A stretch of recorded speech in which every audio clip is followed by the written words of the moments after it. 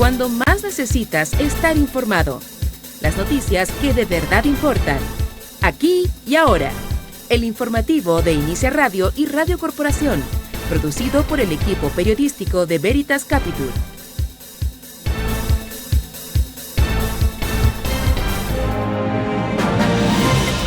La OTAN apoyó la versión de Polonia en que sugiere que los misiles que mataron a 2 personas en este país fueron lanzados por Ucrania y no por Rusia. Aseguran, eso sí, que no hay señales de un ataque intencional.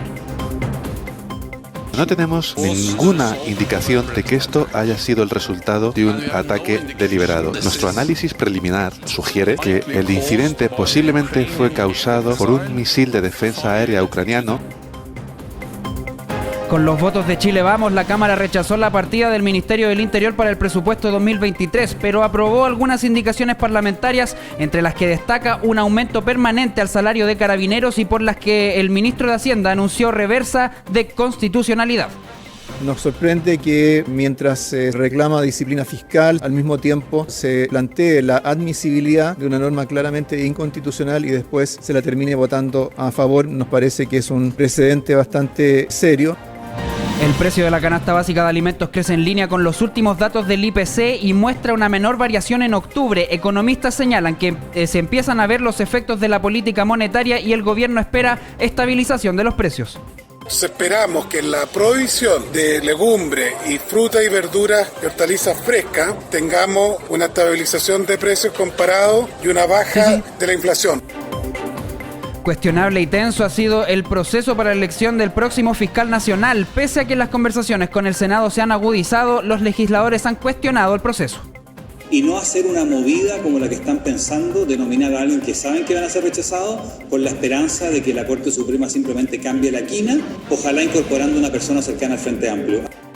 Plan anual de fiscalización de armas. El gobierno anuncia mayor control a personas que tengan armamento legalmente inscrito.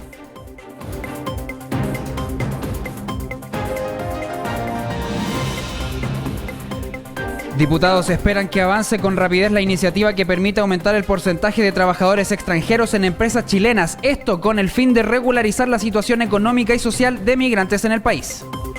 Esto no se trata de quitarle el trabajo a los chilenos, lo que se trata es de regularizar a las personas migrantes que puedan formalizarse en el trabajo.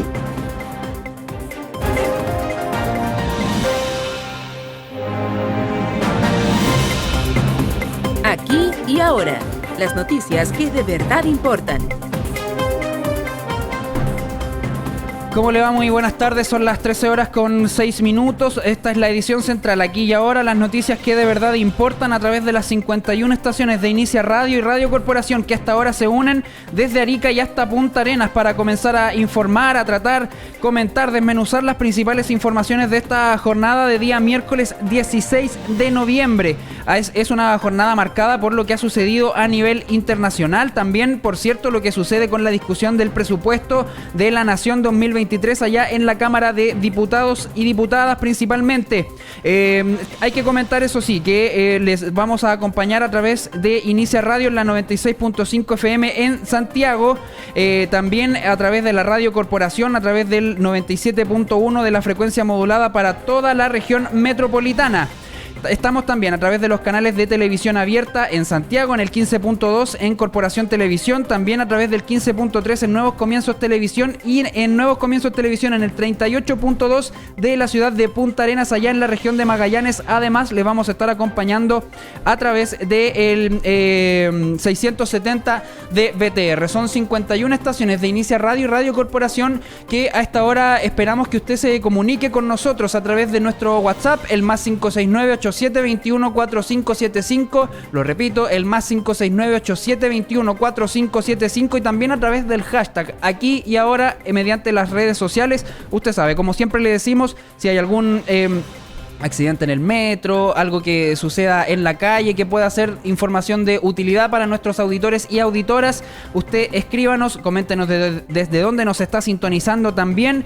Y como les decíamos, es una jornada marcada por lo que ha sucedido a nivel internacional. Resulta que los misiles que cayeron ayer en territorio polaco y que acabaron con la vida de 2 personas cerca de la frontera con Ucrania no habrían sido lanzados por Rusia, como se había planteado desde un principio principio, sino que habrían sido parte de la defensa antiaérea de Ucrania mismo, según ha confirmado durante esta jornada la propia OTAN.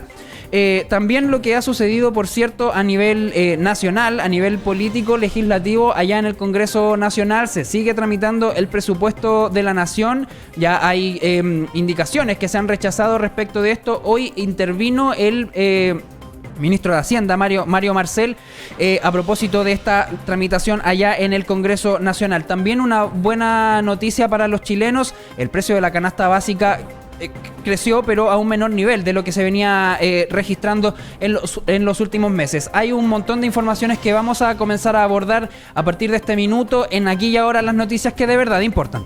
51 estaciones en todo Chile se unen para informar. Aquí y Ahora, las noticias que de verdad importan. Aquí y Ahora. El mundo. Se lo adelantábamos ya en los titulares. Hay distintas situaciones que han estado ocurriendo allá en Europa del Este, agudizándose, por cierto, la conflicto bélico que se ha realizado ya hace varios meses allá, específicamente en Rusia y Ucrania. Resulta que ayer murieron 2 personas a propósito de la explosión de misiles que cayeron en territorio polaco, cerca de la frontera con Ucrania. Nos va a contar justamente todos estos detalles Óscar Cáceres, que ya está en contacto con nosotros. Óscar, ¿cómo estás? Muy buenas tardes. Hola, muy buenas tardes, Rodrigo. Buenas tardes también a todos nuestros auditores en todo el país, nuestros televidentes en esta cadena Aquí y Ahora. Lo que vivimos la tarde de ayer, a eso de las 6, 7 de la tarde, nos recordaba una película llamada La suma de todos los miedos, porque la situación que ocurrió en una ciudad fronteriza de Polonia con Ucrania ponía en alerta a todo el mundo respecto del recrudecimiento y la agudización del conflicto en Europa. Una verdadera crisis que tomó varias horas y que daba cuenta de que 2 misiles habían alcanzado territorio polaco, y no solamente eso, sino que además habían cobrado la vida de 2 personas, particularmente en un sector agrícola de la frontera polaco-ucraniana. Esta situación derivó en reuniones de urgencia, invocaciones del llamado artículo 4 de la Organización del Atlántico Norte. ¿Qué dice el artículo 4 de la OTAN? Que si un país que conforma esta alianza atlántica, esta alianza multilateral de los países más poderosos del mundo en materia armamentística, era atacado en su territorio, toda la OTAN debía responder frente a este ataque. Esto era lo que ocurría cuando la información que se tenía era que los misiles provenían de Rusia y que había sido Rusia la que habría atacado territorio polaco, haciendo que se invocara entonces el artículo 4 de la Organización del Tratado del Atlántico Norte. Pero con las horas esto fue cambiando y finalmente, tras largas reuniones y convocatorias a los aparatos de seguridad, Polonia además activó y colocó en alerta a todas sus fuerzas armadas para responder al presunto ataque ruso. Finalmente, durante esta mañana se ha ido ya consolidando la información respecto de que los misiles que terminaron y cobraron la vida a 2 personas en territorio polaco no eran de origen ruso, sino que efectivamente eran de Ucrania, y que el sistema antimisiles de Ucrania había generado este ataque que terminó cobrando la vida a 2 personas en territorio polaco. Al menos así lo sostuvo durante esta mañana el presidente de Polonia, Andrzej Duda, quien afirmó la noche de este martes que las autoridades polacas, aunque no tienen pruebas contundentes y concluyentes respecto de el origen de estos misiles, se estima que tendrían origen ucraniano. Por la información que tenemos nosotros y nuestros aliados, era un cohete S-300 fabricado en la Unión Soviética, un cohete viejo, y no hay evidencia de que haya sido lanzado por la parte rusa. Es muy probable que haya sido disparado por la defensa antiaérea ucraniana. Esto es lo que decía el presidente de Polonia, poniendo paños fríos a una situación que incluso en el marco de la cumbre del G20, a la que asisten los principales líderes mundiales en Bali, donde además llegó durante esta jornada el presidente Gabriel Boric para participar de la cumbre de la PEC, movilizó reuniones. Fue el propio Joe Biden junto con Xi Jinping, otros líderes europeos, quienes tuvieron sendas reuniones. Finalmente Joe Biden también estaba entregando la información temprano respecto de que el el origen de los misiles no tenía como origen las Fuerzas Armadas rusas, sino que efectivamente eran de origen ucraniano. Algo que terminó de confirmar el jefe de la alianza de la OTAN, de la Organización del Tratado del Atlántico Norte, Jens Stoltenberg, quien aseguró que de acuerdo con un análisis preliminar, el incidente probablemente fue causado por un misil de defensa aérea ucraniano, pero que, sin embargo, Rusia tiene la responsabilidad final porque ellos son los que mantienen bajo ataque al país de Ucrania. No tenemos ninguna indicación de que esto haya sido el resultado de un ataque deliberado. Y no tenemos ninguna indicación de que Rusia esté preparando acciones militares ofensivas contra la OTAN. Nuestro análisis preliminar sugiere que el incidente posiblemente fue causado por un misil de defensa aérea ucraniano disparado para defender el territorio ucraniano contra los ataques de misiles de crucero rusos. Pero quiero ser claro, esto no es culpa de Ucrania.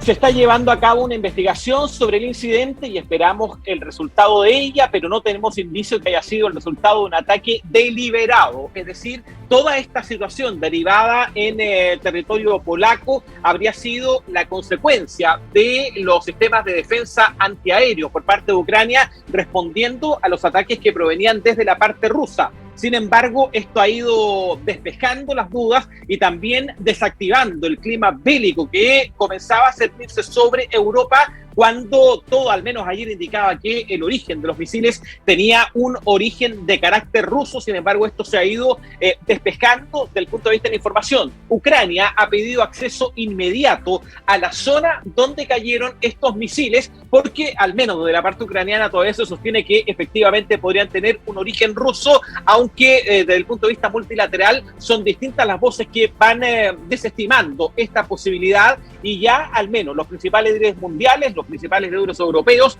incluyendo a Jens Stoltenberg, el jefe de la alianza de la OTAN, y también el propio presidente de Polonia, están señalando que esto tendría un origen ruso. Pero todo esto se da cuando en Bali, en Tailandia, está terminando la cumbre del G20 y se está dando paso a la cumbre de la APEC, la Alianza de Países del Asia-Pacífico, que integran, entre otros, también nuestro país. Y esta jornada llegó el presidente de la República, Gabriel Boric, hasta Bangkok para participar de este encuentro. El presidente Boric mantendrá reuniones bilaterales con el presidente de Estados Unidos, Joe Biden, también lo hará con el presidente de China, Xi Jinping, y lo propio con el primer ministro de Canadá, Justin Trudeau. El presidente Boric dijo que van a abordar temas económicos, pero también de intercambio cultural, y dijo esperar buenas noticias para nuestro país.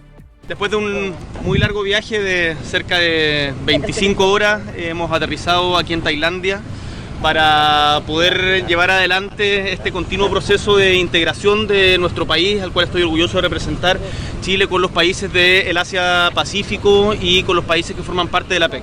Vamos a tener importantes reuniones bilaterales con importantes líderes mundiales, vamos a profundizar nuestra integración comercial, pero también nuestra integración cultural a un mundo que está cambiando de manera muy vertiginosa y por lo tanto estos encuentros son tremendamente importantes. Este es el escenario internacional al cual va a tener que enfrentar el presidente Gabriel Boric en la cumbre de la APEC, que comienza durante las próximas horas en Tailandia. Allí está acompañado de la canciller de Relaciones Exteriores de nuestro país. El contexto internacional siempre es sensible a propósito de la guerra que mantiene Rusia y Ucrania, y con esta situación, ¿no?, respecto de dos víctimas fatales, víctimas inocentes de un conflicto que se produce particularmente en otro territorio, pero que a partir de las defensas antiaéreas ucranianas le cobró la vida a dos agricultores que estaban en su vivienda, en su casa, cuando cayeron estos misiles. Una situación que efectivamente va a matizar y va a marcar seguramente toda la agenda internacional que tendrán los presidentes en la cumbre de la APEC, Rodrigo. Es lo más probable, Óscar, que se tome sin duda este tema, la cumbre de la que va a participar el presidente Gabriel Boric durante este viernes y sábado en el marco de su gira por Tailandia. Muchas gracias por este informe, Óscar, que tengan muy buenas tardes. Buenas tardes. No hay libertad de expresión sin derecho a la información. Las noticias que de verdad importan, en Aquí y Ahora.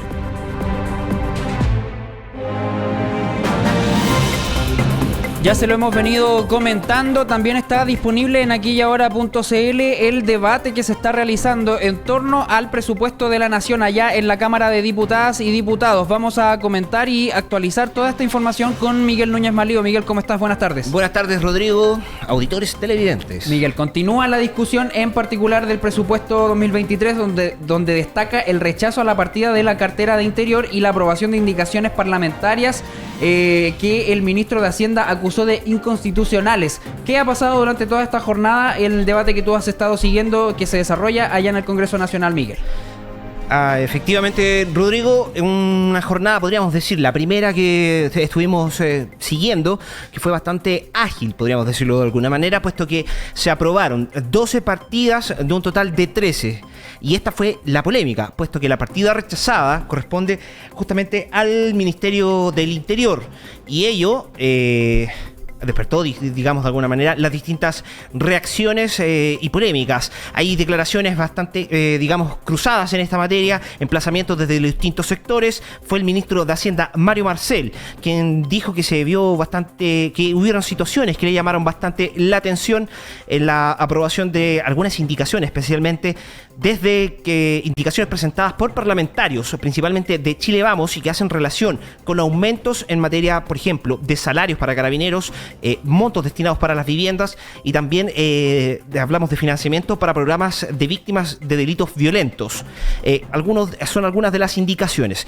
Lo que dijo el ministro Marcel es que se tratan de indicaciones inconstitucionales, puesto que señala de que aumentar los presupuestos en este sentido es materia exclusiva del Ejecutivo y que por tanto hizo una reserva de constitucionalidad y señala que agotará todas las instancias para que estas indicaciones no prosperen. Escuchemos. Nos sorprende que mientras se reclama disciplina fiscal, la importancia que tiene la Constitución en materias fiscales, al mismo tiempo se promueva, se plantee la admisibilidad de una norma claramente inconstitucional y después se la termine votando a favor. Nos parece que es un precedente bastante serio. Los parlamentarios y parlamentarias deberían tener a la vista, en lugar de cómo votó algún otro parlamentario, lo que dice la Constitución en estas materias. Así es, ahí los dichos del ministro Mario Marcel y esta disputa que se está generando a partir de lo que es el presupuesto para seguridad tuvo respuesta justamente de quienes fueron los principales impulsores de estas indicaciones. Hablamos del diputado de Renovación Nacional, Diego Chalper, que en una alegoría, recogiendo justamente la alegoría y la referencia que había hecho recientemente el presidente Gabriel Boric respecto a combatir la delincuencia como perros, como señaló el mandatario, recogió esta referencia y respondió de esta manera al rechazo que propusieron respecto a la partida del Ministerio del Interior. ¿Les parece a ustedes razonable que el gobierno le aumente un 2% a Carabineros, o un 0,8% a Policía de Investigaciones, o un 0,3% a la Fiscalía? Entonces, lo que le hemos dicho al ministro Marcel y a la ministra Toá, pongámonos serios. O realmente nos ponemos las pilas y ponemos los recursos donde ponemos la boca, o la verdad es que pareciera que esta persecución como perro que ha dicho el gobierno tiene que ver más con un perro chau chau que con un perro realmente capaz de combatir la delincuencia. Bien, escuchamos entonces las declaraciones del diputado Diego Chalper, que durante esta jornada también encontraron respuesta desde el oficialismo, desde uno de lo que habíamos denominado uno de los corazones del oficialismo. Hablamos del diputado Marco Ilavaca del Partido Socialista, que han hecho un emplazamiento justamente a la oposición, a la derecha, para que considere de que estas materias, estas discusiones respecto al presupuesto y sobre todo en materia de seguridad tiene que ser una responsabilidad transversal.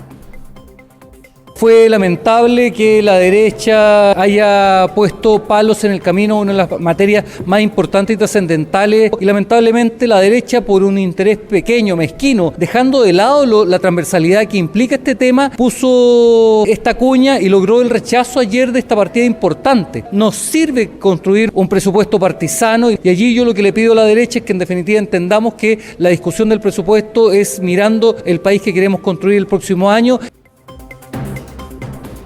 Y también a estos cuestionamientos que se hacen desde el oficialismo y desde el Ejecutivo, hay respuesta también desde la UDI. Fue el diputado Guillermo Ramírez, quien también integra la Comisión de Hacienda, justamente, quien respondió a estos dichos y ha explicado cuáles son las razones desde la derecha para poder rechazar este presupuesto de seguridad, en el que se le planteó de esta manera una suerte de contradicción, puesto que dentro de esta partida rechazada también se contemplan los fondos que están destinados en materia de seguridad pública, control del orden público, un tema que ha estado bastante en la palestra y por razón de ello es que se le preguntó cómo es que de alguna manera se rechaza por una parte esta partida y por otra se exige de alguna manera mejoras en este sentido, y esto fue lo que respondió.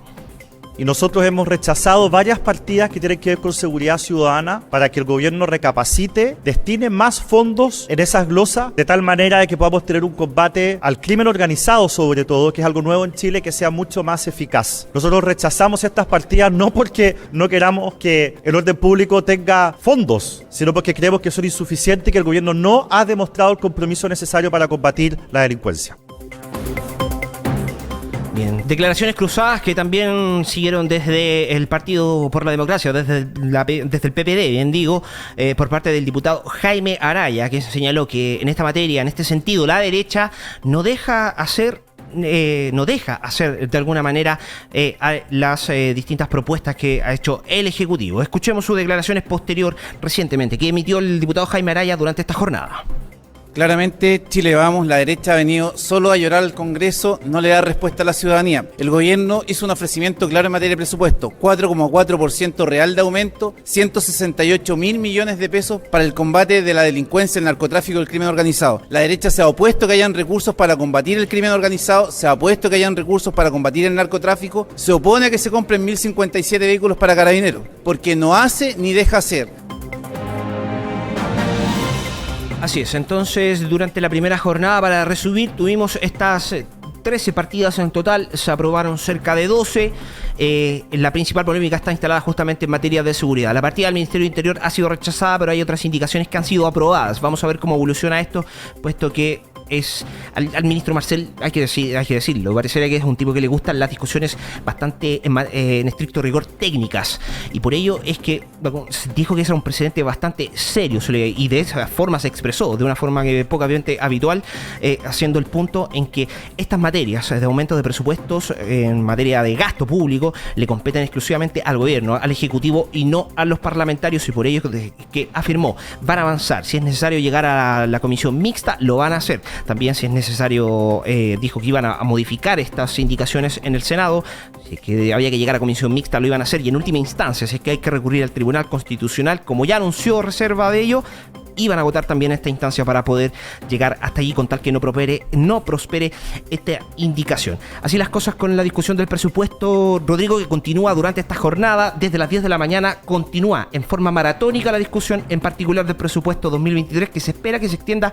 al menos hasta las 21 horas de hoy. Al menos hasta las 21 horas. Así, eso es la programación, al menos. O sea, hay que ver que al menos eran cerca de 700 indicaciones las que se agregaron ya a las que había propuesto gobierno, y por ello es que la discusión se ha extendido. Hoy día vamos también a revisar lo que está pasando en materia de salud. Lo adelantábamos ayer.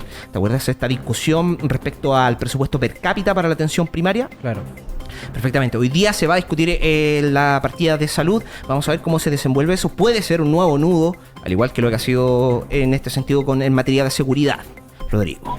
Perfecto. Miguel, muchas gracias. Nos mantenemos atentos al debate que usted también puede seguir en aquillahora.cl. Buenas tardes, Miguel. Muy buenas tardes. Nos importa todo lo que pasa. Aquí y ahora. Las noticias que de verdad importan. Estas son algunas de las noticias que están disponibles en aquillahora.cl. El presidente Gabriel Boric arriba a Tailandia de cara a la APEC y afirma: vamos a profundizar la integración comercial y cultural. Y el Ministerio de Salud informa el primer fallecido por viruela del mono en el país. Y en línea con el índice de precios al consumidor, el precio de la canasta básica de alimentos muestra un menor crecimiento durante octubre. Esta y otras noticias están disponibles en aquillahora.cl. Está pasando y lo escuchas aquí y ahora. La noticia siempre al instante. Aquí y ahora, la entrevista. El gobierno del presidente Gabriel Boric busca cambiar prácticamente por completo el sistema de pensiones que existe actualmente en el país. Se proponen modificaciones sobre quién recauda la cotización, de cuánto es esa cotización, cambian los actores privados que pueden participar en el sistema, además de que el Estado ingresa con un rol protagónico y se ajustan las modalidades de pensión que pueden recibir los jubilados, entre muchos otros cambios que abarcan inclusive el ahorro previsional voluntario. Esto ya se lo hemos estado explicando con detalle junto con Miguel Núñez Malío, pero para que usted se mantenga bien informado y pueda entender bien esta reforma a las pensiones que propone el gobierno, es que vamos a tomar contacto con András Utov, economista y nuevo miembro del Consejo Consultivo Previsional, quien tomó el contacto de Aquí y Ahora para justamente conversar y explicarnos bien de qué se trata toda esta propuesta del gobierno. Don András Utov, ¿cómo le va? Muy buenas tardes. 51 emisoras lo escuchan a esta hora. Rodrigo Cepeda lo saluda por acá. Hola, buenas tardes. Muchas gracias por su interés. A tu disposición. Sí, queríamos partir preguntándole en un plano general para que podamos entender, para que podamos explicar también cómo resumiría usted y explicaría en términos simples esta reforma que presenta el Ejecutivo con fines de poder cambiar el sistema de pensiones que tenemos. Partamos de un plano general, después lo vamos detallando si es que le parece. Cómo no, encantado. Mira, el sistema hoy día tiene lo que se llaman tres pilares. El pilar solidario, que al final del gobierno del presidente Piñera el año pasado se transformó en una pensión garantizada universal, pero aún focalizada. El pilar de capitalización, que es el 10% de los trabajadores, y el pilar voluntario. Lo que hace esta reforma es, primero, expandir el valor y la cobertura de la pensión garantizada universal, tratando de llegar a 250.000 y ojalá para el 90% de los adultos mayores, no para solo un porcentaje menor. Segundo, el pilar contributivo lo divide en dos. Sigue vigente un ahorro en cuentas individuales por parte de los trabajadores con el 10%, pero se hace un ahorro colectivo con el 6% que aportaría como una cosa nueva el empleador. Y ese ahorro colectivo tiene el propósito de mejorar las pensiones hoy día y a futuro. En el pilar de ahorro individual, que es este 10%, ya no operan las AFP como operaban hasta ahora, recaudando, afiliando y administrando cuentas, sino que solamente haciendo gestión financiera. Entonces es un ente totalmente diferente al cual realmente tienen competencia y pueden competir. Y para el ahorro voluntario se hacen incentivos tributarios. Entonces hay un modelo una transformación de 3 pilares hacia 4 pilares con modificaciones dentro de cada uno de ellos, y el propósito es mejorar las pensiones hoy día y mañana, y como decías tú, tener un rol más activo del Estado, pero para implementar seguridad social, no cuentas individuales o un mercado de ahorro. Perfecto. András Utov, conversando aquí y ahora a través de las 51 estaciones de Inicia Radio, Radio Corporación a lo largo de todo Chile. Hay una polémica, por así decirlo, que se ha generado en torno a las dudas que respectan de este 6%, ¿no?, que se proponen para en esta reforma a las pensiones. Este 6% que se agregaría en torno a lo que uno cotiza y que, según declaraciones del gobierno, ayudaría a generar mayores pensiones para cada uno. ¿Cómo se explica esto de cotizar un 6% más y generar de esa forma más dinero para las pensiones? Bueno, porque las pensiones dependen de una serie de parámetros y en el fondo hasta ahora el flujo de ahorro que iba a las cuentas individuales para autofinanciar la pensión era el 10%.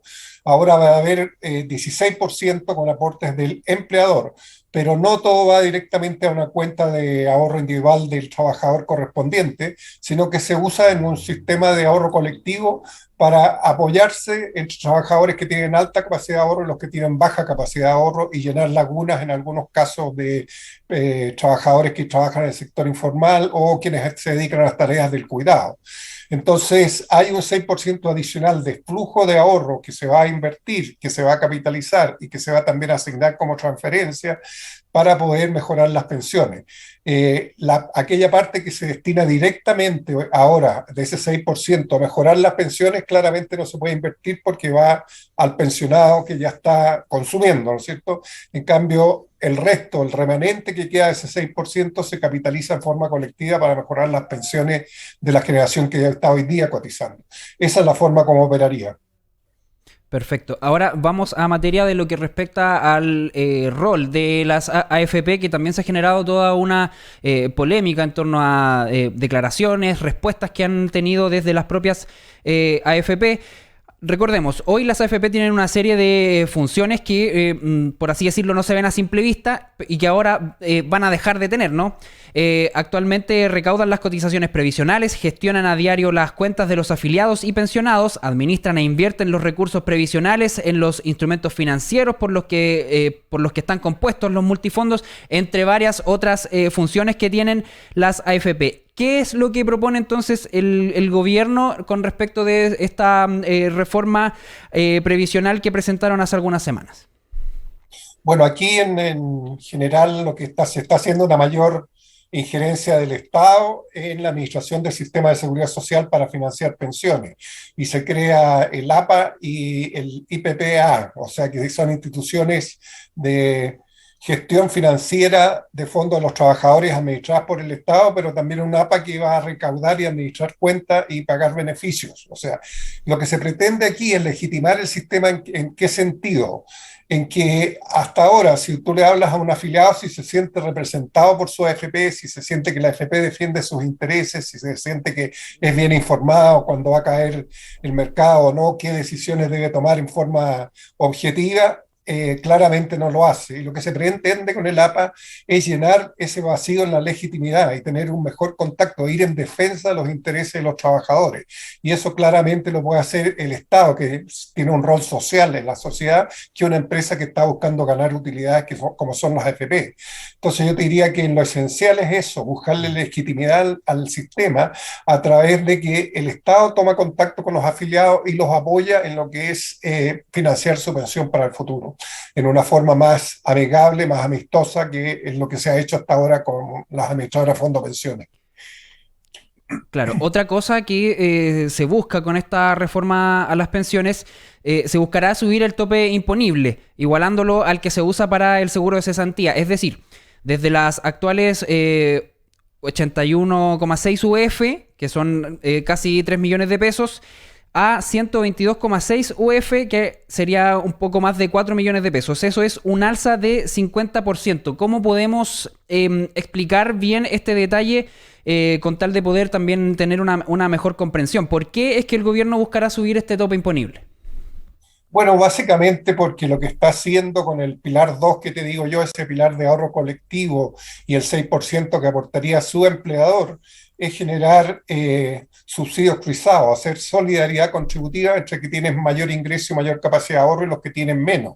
Entonces, como eso va a ser sacado del 6% que aporta el trabajador, si el ingreso del trabajador está acotado a un cierto nivel, el 6% también sigue acotado. Si aumenta el ingreso del trabajador para su ahorro personal, también aumenta el aporte del empleador para la solidaridad.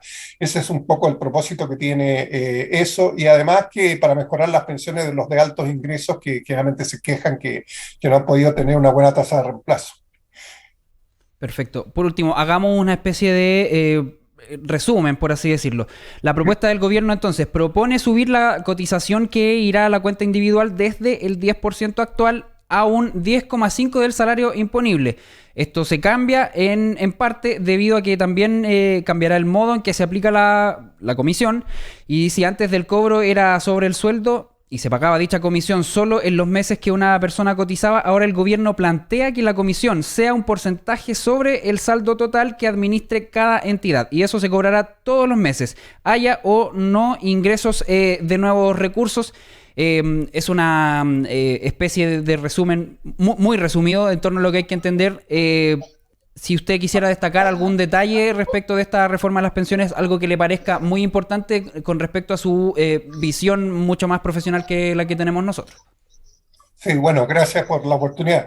Mira, claramente el sistema de pensiones en Chile no se ajusta a los principios de la seguridad social, que todos puedan acceder a pensiones dignas en forma asequible, en el sentido en forma financiable, aún para los de bajo ingreso, para el trabajador que se queda en el hogar haciendo tareas del cuidado, que es trabajo también.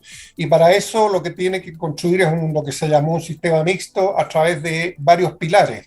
Uno es transformar el pilar solidario o el pilar de la pensión garantizada universal en un pilar cero o de una pensión garantizada universal de mayor cobertura y mayor nivel.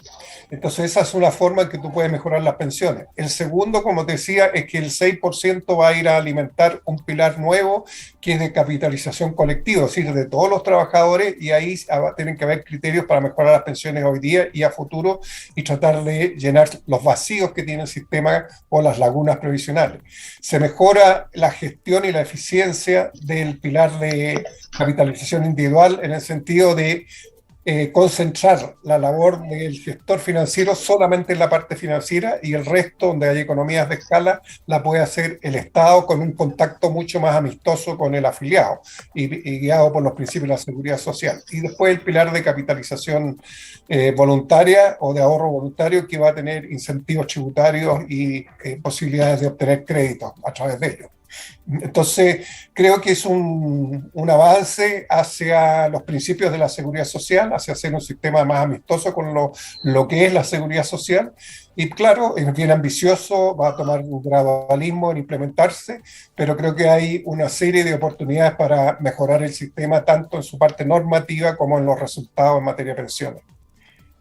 Perfecto. András Utov, economista y nuevo miembro del Consejo Consultivo Previsional, muchas gracias por contestar el llamado de Aquí y Ahora y ayudarnos a entender un poquito mejor esta reforma a las pensiones que propone el Ejecutivo. Vamos a ver cómo le va en su tramitación legislativa. Muchas gracias por este contacto. Que tenga muy buenas tardes. Bueno, espero que así sea, poder aclararlo. Usted sabe que nosotros los economistas a veces somos enredados para explicar, pero espero haber sido lo claro suficiente. Clarísimo como el agua. Muchas gracias. Gracias. Bueno, hasta luego. Buenas tardes. Más periodismo por mejor control ciudadano a la gestión pública. Aquí y Ahora, las noticias que de verdad importan. Aquí y Ahora, deportes.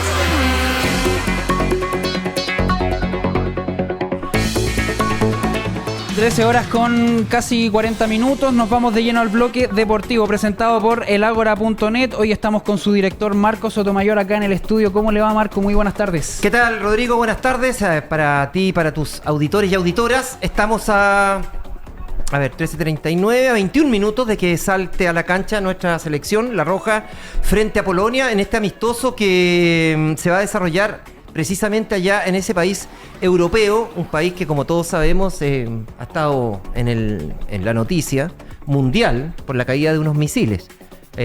Uno escucha diferentes versiones, que eran misiles ucranianos, que eran misiles rusos.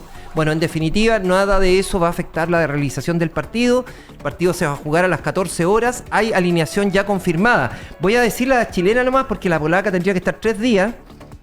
Es un apellido exótico, ¿eh?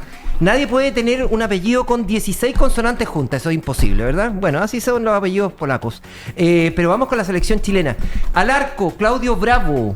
Claudio Bravo va a jugar, teníamos dudas. Vuelve el capitán. Venía con una lesión, no jugó la fecha pasada en la Liga Española por su equipo, el Betis, pero va a jugar hoy como capitán, como siempre, Claudio Bravo. Y aquí tenemos una gran incógnita. Porque de acuerdo a la alineación, de acuerdo al 11 que propone el Toto Berizzo, Chile podría jugar con varios esquemas tácticos, y esa es la gran duda que tenemos.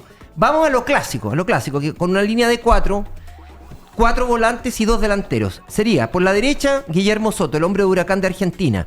Sierra Alta, el chico que juega en el Norwich en Inglaterra. El otro central es Guillermo Maripán, de el Mónaco de Francia. Y por el sector izquierdo, Gabriel Suazo de Colo-Colo. Y aquí es donde viene un poquito lo que uno puede especular. Volante central iría Gary Medel, si es que Chile juega con 4 hombres en el fondo y no con 3, que también es una variante interesante. Bueno, Gary Medel, acompañado de Felipe Méndez, el ex Unión Española. Arturo Vidal y Marcelino Núñez. Ese es el mediocampo, insisto, estamos prefigurando una alineación que todavía no tenemos claro cómo se va a parar el equipo chileno. Y arriba sí van a haber 2 delanteros solamente. Diego Valencia, que uno espera que vaya como centro delantero y no lo tire nuevamente por los costados del Toto Berizzo, como lo hacía jugar Holland, por ejemplo, en la Católica, y el propio Berizzo en los amistosos previos. Y evidentemente Alexis Sánchez, que es carta puesta, el hombre del Marsella. Así que estamos absolutamente, esa es la alineación de Chile. Vamos a esperar un ratito más, nosotros con la tribuna, el programa deportivo de las 14 horas, vamos a arrancar justo con el pitazo inicial del amistoso. Escuchemos antes al Toto Berizzo, que se refiere a una situación que la FIFA no fue muy clara con respecto de que los clubes si podían o no prestar a los jugadores en esta fecha doble. De hecho, a Chile no le prestaron ni a Metzatú, al chico que juega en Bélgica, y tampoco a Ben Brereton del Blackburn Rovers. Escuchemos al Toto Berizzo. Tal vez mi conclusión más importante sea que debemos coexistir los jóvenes y los experimentados de la selección. No por la llegada de una nueva generación de futbolistas, que la hay, y puedo nombrarles 5 futbolistas que podrán jugar mañana, jóvenes dentro del 11 titular, que convivan con la gente de experiencia y que todos adquieran una sintonía para que sigan creciendo ellos, sigan potenciando a sus compañeros también. A mí me han gustado unas declaraciones que ha hecho Claudio con su llegada aquí, que el rendimiento te trae aquí. Un trato diferencial entre selecciones que jugamos un mismo partido. Algunas selecciones pueden contar amparadas por la legislación FIFA con sus jugadores y otras no. Me parece una medida totalmente incoherente. Y después, para nosotros, que nos genera un inconveniente, lo resolveremos. Tenemos un número de futbolistas mayor siempre a la convocatoria normal, entonces estas cuestiones están previstas. Pero sí quisiera puntualizar de que vamos a enfrentar a una selección que cuenta con todos sus futbolistas, porque así lo decide la FIFA. Sí, pues es una situación bastante anómala. Ahora, en definitiva, este partido le importa a Chile, evidentemente. Siempre va a ser importante jugar, y sobre todo con rivales de la alta competencia, en este caso Polonia, que está clasificada para el Mundial. Pero estamos en una fase de experimentación. Lo importante aquí es el funcionamiento, eso está fuera de toda discusión. Marcar goles, recordemos que solamente le hemos marcado goles en el amistoso frente a Qatar, que le ganamos a los cataríes, y ver en algún momento levantando los brazos a esta selección del Toto Berizzo al cabo de 90 minutos, y todavía no hemos podido ganar. Así es que hay varias cositas interesantes. Yo dije antes que Sierra Alta jugaba en el Norwich, nada que ver, juega en el Watford de la Championship, en la primera B de la liga inglesa. Hay otros partidos, rapidito voy a ir con otros partidos amistosos. Hoy es fecha FIFA, no nos olvidemos. Está ganando Argentina 4-0 a Emiratos Árabes. Amistosos que parece un abuso ese, que Argentina elige, claro, un rival chiquitito, evidentemente para llegar con el ánimo y las convicciones absolutamente a tope al Mundial de Qatar. Está ganando también 1-0 Costa de Marfil sobre Burundi, equipos africanos. Arabia Saudita 0, Croacia 1, equipo que es subcampeón del mundo. Esos amistosos, y a las 2 de la tarde hay una serie de partidos. Oman juega contra Alemania. Turquía frente a Escocia. Chipre frente a Bulgaria, bla, bla, bla, bla. Bueno, muchos partidos amistosos. Perú-Paraguay, incluso acá a nivel sudamericano, 2 equipos que, como nosotros, estamos eliminados. También hay un partido amistoso esta noche. ¿Alcanzamos a escuchar a Quinteros? Sí, porque esta noche en Concepción van a jugar el primero de los 2 amistosos entre Colo-Colo y Betis, el cuadro de Manuel Pellegrini, que nos visita después de tanto tiempo. Me refiero a él, Manuel Pellegrini. Vamos con el audio de Gustavo Quinteros, el técnico de Colo-Colo. Sí, la verdad que lindo, porque los jugadores se motivan, es un partido internacional contra un rival fuerte, importante, que hizo una gran campaña en España, ¿no? Vamos fortaleciendo el equipo, es uno de los puntos que tenemos que hacer, después tenemos que seguir haciendo más cosas. Y dejé para el final un audio de Pellegrini, no referido al partido de esta noche, sino que se refiere a la U. Para Manuel, la Universidad de Chile debe ser una pena de todos los días, saber que él fue el técnico que llevó a la U por primera vez en su historia a la primera vez. Es así, bueno, va a tener que convivir con eso. Y reflexiona Pellegrini con respecto del momento que vive la Universidad de Chile, no solamente el momento actual, sino que de la historia reciente de la U y todas las tribulaciones que ha sufrido el equipo universitario laico. Una U como la de estos años, de estos últimos años, que ha estado permanentemente invirtiendo en jugadores, y me extraña que esté tantas temporadas tan abajo, un equipo tan importante, con tanta hinchada y con el presupuesto que debiera estar haciendo mejor. Los motivos ni el nivel del fútbol no se lo puedo explicar ni hablar, porque sería una audacia de parte, porque no he visto nunca un partido. O sea, por horario es muy difícil verlo allá ni por televisión, así que no podría saber la razón, pero sí, claro, me produce extrañeza que un equipo tan importante de tantos años peleando en los lugares de secundaria. Eso es lo que se llama una clarinada de alerta. Muy sutil. No veo los partidos, los debe ver igual de una u otra manera. Sí, Manuel es formado en la Universidad de Chile e hincha de la U, pero hasta la médula. Pero es polite, el políticamente correcto dice, mira, no sé, pero deja instalado el tema. Le está diciendo a los dirigentes hagan bien las cosas. Se desmarca de cierta forma ahí el ingeniero. Así es. ¿Qué pasó en la liguilla de ascenso, Marco? Tenemos novedades con Puerto Montt, que jugó con Copiapó, goleó en casa, se hizo fuerte, tuvo ahí una buena actuación, según hemos visto también. Yo vi un par de tapadas de uno de los arqueros. Tremendo lo que sucedió en la liguilla de ascenso. Sí, 3-0 fue el resultado de Puerto Montt sobre Copiapó, pero falta el partido de vuelta. ¿Es difícil revertir un 3-0? Es difícil, es muy difícil. Dificilísimo. Es muy difícil, y Puerto Montt, acuérdate que le ganó los dos partidos en la llave anterior. Ya me voy a acordar. Jugó Copiapó contra la U de Conce y Puerto Montt le ganó a...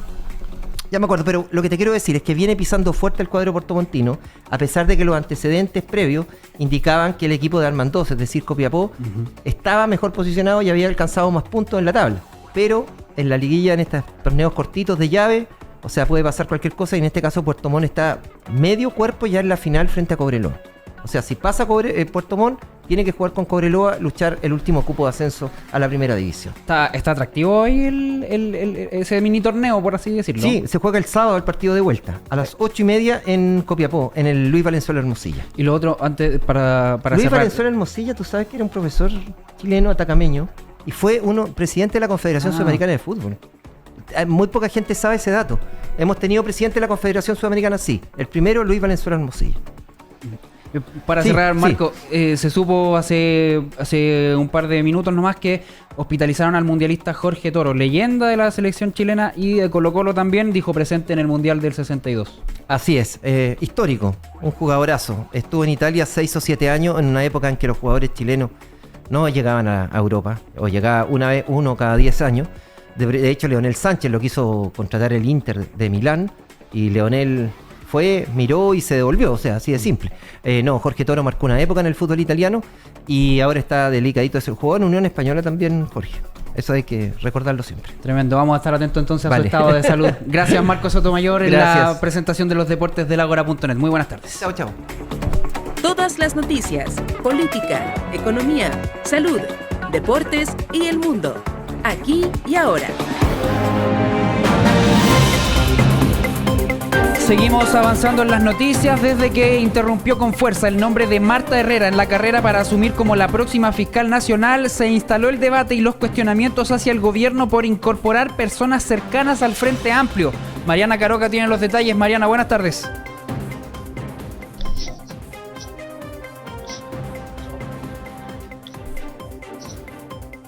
Estamos tomando contacto. Ahora sí, Mariana, te escuchamos. Buenas tardes. Hola Rodrigo, buenas tardes. Claro, el próximo 21 de noviembre el gobierno deberá entregar su preferencia para presidir el Ministerio Público. Las conversaciones con el Senado han sido lideradas por las ministras del Interior, Carolina Toá, de la Secretaría General de la Presidencia, Ana Lía Uriarte, y Marcela Ríos por la cartera de Justicia. El presidente del Senado, Álvaro Elizalde, llamó a no adelantar los tiempos en este nombramiento tan importante como es el fiscal nacional. Cada institución tiene un momento para pronunciarse en un nombramiento tan importante como es el del fiscal nacional. La Corte Suprema, sobre la base de 17 postulantes, elaboró una quina. Ahora le corresponde al presidente elegir un integrante de esa quina. Una vez que el presidente realice la propuesta, será el tiempo en que el Senado se pronuncie. Por tanto, creo que no hay que adelantar los tiempos, ni menos interferir en las decisiones que estos tres poderes del Estado cumplen en el proceso de nombramiento. Sin embargo, durante los últimos días la decisión que debe tomar el gobierno respecto a un candidato o candidata se ha enredado, primero porque uno de los postulantes, el abogado Rodrigo Ríos, depuso su candidatura para este cargo aludiendo a motivos personales. A ello se suma también que desde el gobierno, según informó el diario La Tercera, se estarían inclinando por nominar a Marta Herrera para el cargo, pero su nombre no genera consenso entre los parlamentarios, esto por su cercanía con Jorge Abot, lo que daría a entender que su eventual futura gestión sería de continuidad. Y han habido, recordemos, bastante críticas a los 8 años en que presidió Jorge Abot el Ministerio Público. Al respecto, el senador republicano Rojo Edwards afirmó que el gobierno sabe perfectamente que Marta Herrera simplemente no tiene los votos para ser elegida y también los acusó de que su nominación es evidentemente para que se rechace, probablemente para que incorporar a personas que ellos consideren aptas para este cargo. Yo llamo a no banalizar esto y que el gobierno elija, el presidente elija como corresponde uno de los candidatos que hoy día están en carrera, pero que tenga alguna posibilidad de ser aprobado y no hacer una movida como la que están pensando de nominar a alguien que saben que van a ser rechazados con la esperanza de que la Corte Suprema simplemente cambie la quina, ojalá incorporando a una persona cercana al Frente Amplio. La ministra de Justicia, Marcela Ríos, en sus últimas declaraciones afirmó que el presidente les ha pedido que hagan un esfuerzo para dialogar y poder llegar a un nombre y a un acuerdo sobre este consenso. Esta decisión se podría tomar la próxima semana, recordando que el plazo es el 21 de noviembre y que se requieren 2/3 para llegar a esta votación. Pero, sin embargo, desde el Senado han transmitido que seguramente esta carrera podría alargarse. Mariana Caroca, aquí y ahora. Aquí y ahora, 51 estaciones en todo el país. Las noticias que de verdad importan. Y en materia económica hay buenas noticias para el bolsillo de los chilenos. El precio de la canasta básica de alimentos creció en línea con los últimos datos del índice de precios al consumidor y mostró una menor variación en octubre. Economistas señalan que se empiezan a ver los efectos de la política monetaria y el gobierno espera una estabilización en los precios. Nos cuenta todos estos detalles Miguel Núñez Malío.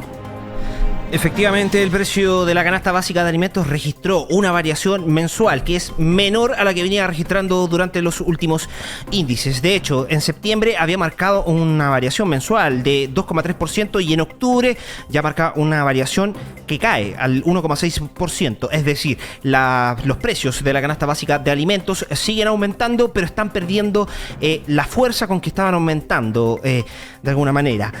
Junto con todo ello, hay bastantes iniciativas que ha impulsado justamente el gobierno para atender la situación de los alimentos y todo ello configurado en escenario en el que el ministro de Agricultura, Esteban Valenzuela, espera que bajen algunos de los precios de algunos de estos alimentos. Escuchemos. Entonces esperamos que en la provisión de legumbres y fruta y verduras y hortalizas frescas tengamos una estabilización de precios comparados y una baja de la inflación. Recordar también que 1.700.000 personas están recibiendo 12.000 pesos mensuales de ayuda del Estado en esta canasta básica de alimentos producto del alza.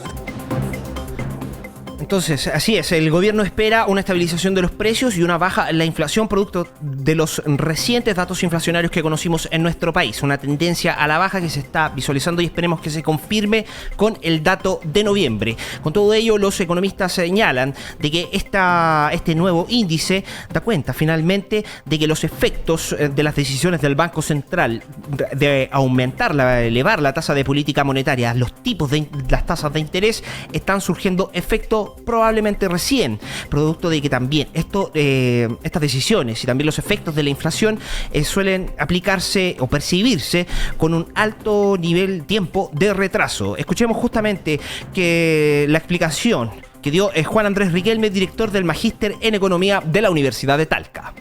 Principalmente inercia. Por ejemplo, los efectos de las inyecciones de liquidez sobre la inflación lo empezamos a ver más o menos un año después, que es lo que advertíamos los economistas, y recién ahora estamos observando probablemente los efectos de las alzas de las tasas de interés que comenzaron en enero. O sea, hay varios meses de rezago, tanto el aumento de la inflación como las bajas de la inflación toman bastante tiempo. Y junto con las variaciones en lo que es la canasta básica, el precio de la canasta básica de alimentos, también se presentan las variaciones que muestran las líneas de la pobreza. Y en este caso, justamente también con lo que está sucediendo con el fenómeno inflacionario que comienza a ceder, se observa que la línea de la pobreza durante septiembre, que había marcado un 1,3%, ya en octubre registra una variación menor de 0,9%. Y así, si uno lo compara esto con los índices que teníamos durante el año 2021, esta cifra también cae. En septiembre se había marcado un 16,2% de aumento del precio de la canasta básica, y en octubre este aumento cae hasta el 15,4%, lo que también está de alguna manera reflejando este retroceso, de alguna manera cómo la inflación va cediendo en la presión en los distintos productos, principalmente en los alimentos, que han sido los que han sido más afectados durante el último tiempo y han impulsado justamente el índice de precios al consumidor, es decir, el costo de la vida. Miguel Núñez Malío, Aquí y Ahora. Aquí y Ahora, te informamos todo.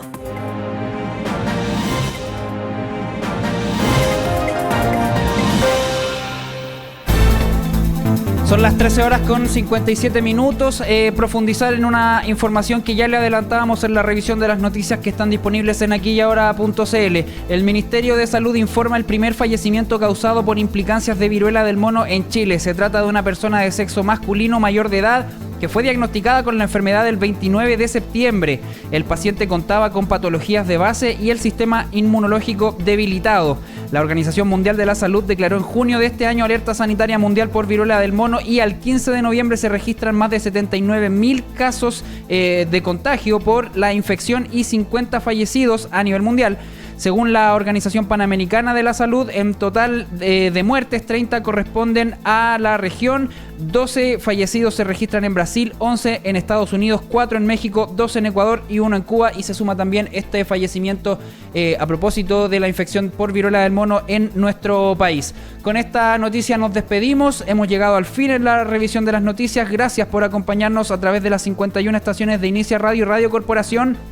También a través de las señales de televisión digital en el 15.2 y el 15.3 en Santiago, también a través del 38.2 en Punta Arenas y el 670 de BTR.